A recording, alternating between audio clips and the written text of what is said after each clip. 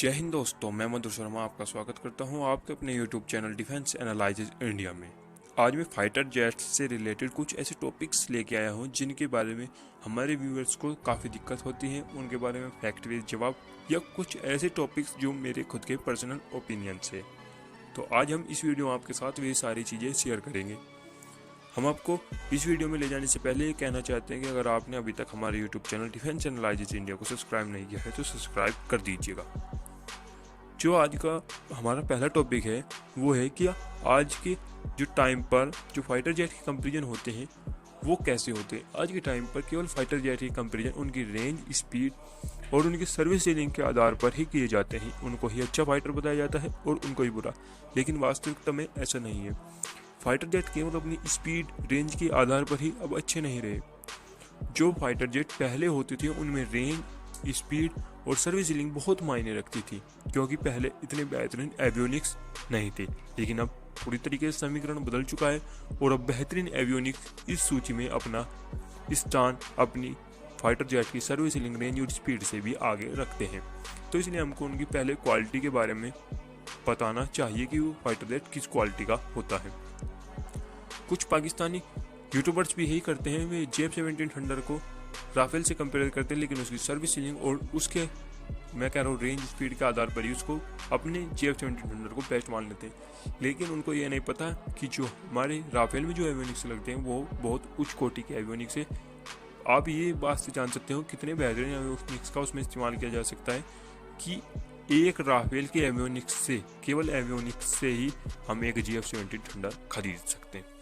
तो चलिए दोस्तों, अब दूसरा टॉपिक है, क्या डॉग फाइट होते समय कोई लो क्वालिटी का फाइटर जेट भी किसी उच्च कोटि के फाइटर जेट को मार गिरा सकता है? जी हाँ, ये हो सकता है, बिल्कुल हो सकता है, क्योंकि फाइटर जेट में जितनी काबिलियत फाइटर जेट की होती है उसकी ही काबिलियत जो उसका पायलट होता है उसमें होती है। अगर उसका पायलट बेहतर है, अच्छा पायलट, वेल ट्रेन फाइटर है, पायलट है उसका, तो वह किसी लो क्वालिटी के फाइटर जेट से भी किसी उच्च क्वालिटी के फाइटर जेट को आसानी से मार गिरा सकता है।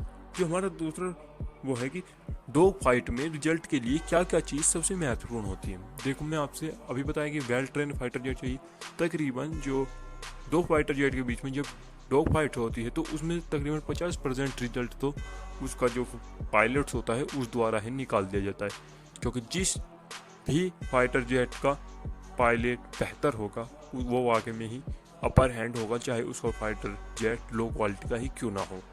आपने देखा ही होगा कि अभिनंदन जैसी बेहतरीन फाइटर पायलट ने एक लो क्वालिटी के MiG-21 से ही पाकिस्तान की सबसे एडवांस F-16 को मार गिराया। ये उसका सबसे जीता जागता एग्जाम्पल है।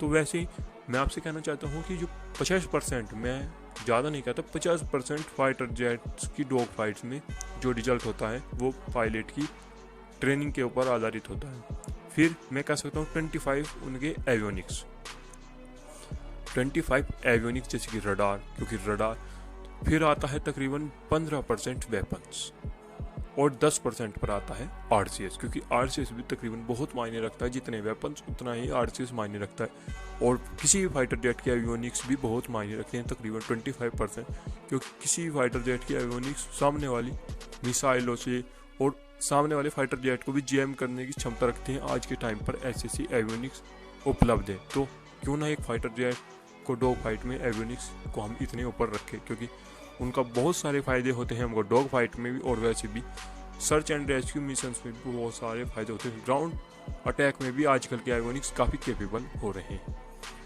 तीसरा जो हमारा जो अगला क्वेश्चन आता है, क्या मिसाइल को कैसे डॉज किया जाता है? देखो, आपने जैसे मूवीज़ में देखा होगा कि एक मिसाइल फाइटर जेट का पीछा ऐसे करती जैसे वो उसको खा जाएगी।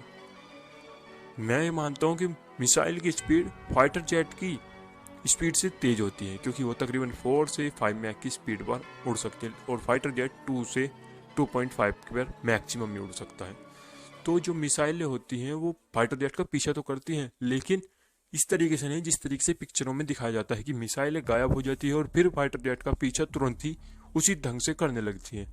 जी नहीं, आपने मीटियोर का ये एग्जाम्पल ले लीजिए। मीटियोर की रेंज, मैक्सिमम रेंज तकरीबन 150 से 160 किलोमीटर है, लेकिन उसका जो नॉइज स्केप जोन से, यानी कि जिसके भीतर से फाइटर जेट बच नहीं सकता, वो 70 का ही है। तो क्या बाकी के एरिया में फाइटर जेट नहीं मार सकती, लेकिन उसकी जो परसेंटेज है वो काफ़ी कम हो जाएगी।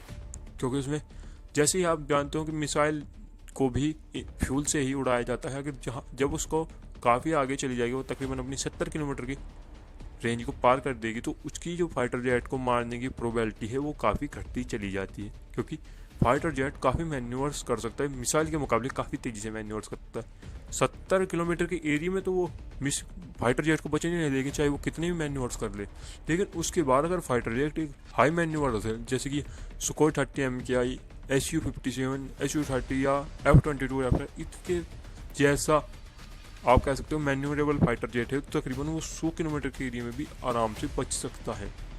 70 के बाद 100 लोग आराम से बच सकता है। लेकिन इसी एरिया में जो लो मैन्यूर फाइटर जेट है उनको भी मार सकते हैं, और जो जैसे कि अवैक्स वगैरह है उनको तकरीबन वे 130 से 40 किलोमीटर की रेंज में भी मार सकते हैं, क्योंकि वो बहुत कम मैन्यूवर्स कर पाते हैं।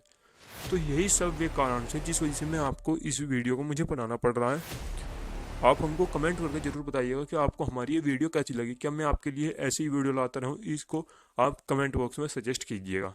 तो चलिए दोस्तों, इसी के साथ वीडियो को समाप्त करते हैं। जय हिंद दोस्तों, जय भारत।